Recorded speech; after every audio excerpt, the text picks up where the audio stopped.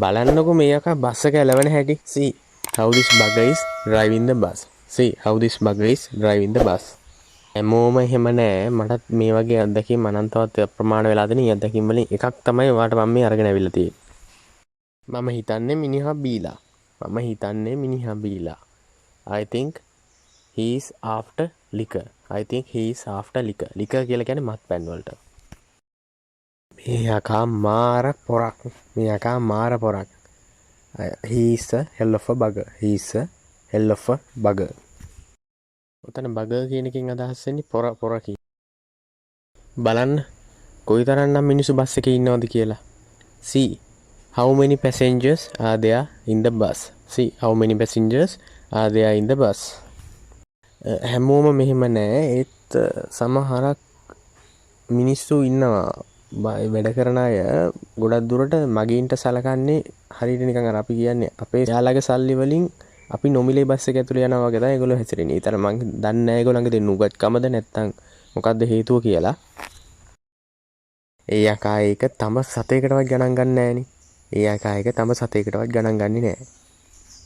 He doesn't care. ඔහු ගණන් ගන්නේ නෑ.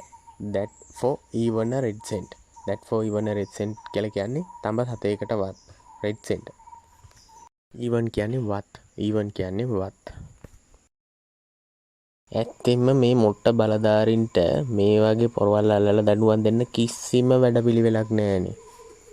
actually these blunt authorities කියලා කියන්නේ මේ මොට්ට පාලකයන්ට. blunt කියන්නේ මොට්ට authorities කියන්නේ බලධාරීන්. authority කියලා කියන අධිකාරී කියන එකට මෙතන authorities කියලා කියන්නේ බලධාරීන්. do not have any program කියලා කියන්නේ කිසිම වැඩසටහනක් නැහැ.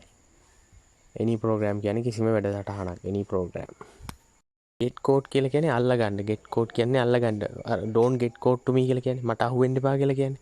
get caught අල්ලගන්න. this type of buggers මේ වගේ පොරවල්. this type of buggers කියලා කියන්නේ මේ වගේ පොරවල්. this type of people කියලා කියන්නේ මේ වගේ මිනිස්සු. this type of girls කියලා කියන්නේ මේ වගේ ගෑනු ළමයි. this type of boys කියලා කියන්නේ මේ වගේ පිරිමි ළමයි. punish කියන්නේ දඬුවම් කරනවා.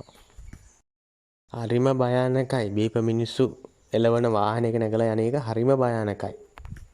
it is very dangerous කියන්නේ හරිම භයානකයි too. travel in a vehicle කියලා කියන්නේ වාහනයක යන එක. වාහනයක යන එක which is driven by a driver after liquor. දැන් ඔයාලට තේරෙනව නේද මෙතන වාහනේ ටාගට් කරලා කියන්නේ කියලා කතාව. බීප මිනිස්සු එලවන වාහනයක යන්න බීප මිනිස්සු එලවන which is driven by a driver after liquor. which is යොදලා තියෙන්නේ වාහනේ සඳහන් කරලා තියෙන නිසා. පුද්ගලයා සඳහන් කරලා තිබුණා නම් පුද්ගලයාට ප්‍රමුඛතාවය දීලා තිබුණා නම් උතන who කියන පදේ තමයි යෙදෙන්නේ. අනිවාර්යෙන්ම මේ යකා ඉන්නේ මේ හොඳ සිහියෙන් නෙමෙයි. බීප මිනිස්සු කොහොමත් හොඳ සිහියෙන් නැහැනේ. ඒකනේ යකා නටන්නේ පිස්සු නටන්නේ නේද? definitely කියන්නේ අනිවාර්යෙන්ම. this bugger is not in real sense. in real sense කියලා කියන්නේ හොඳ සිහියෙන්. මම හිතන්නේ මේ බස් එකෙන් බහැලා වෙන එකක යන එක හොඳයි වගේ. I think it is better to get down කියලා කියන්නේ මම හිතන්නේ හොඳයි මේ බස් එකෙන් බහැලා from this bus මේ බස් එකෙන් and go by another වෙන එකක යන එක and go by another.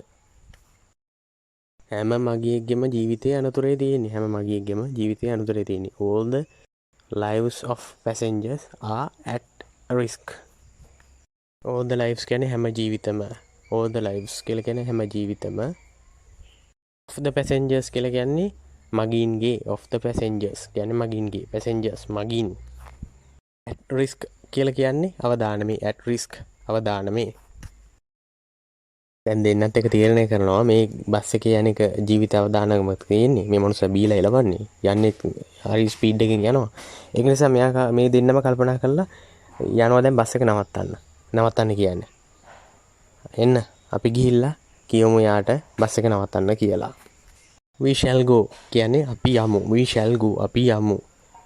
ask him to stop the bus. we shall go and ask him to stop the bus. එයාට කියමු stop කියන්නේ නවත්තන්න, the bus කියන්නේ බස් එක. we shall ask him to stop the bus.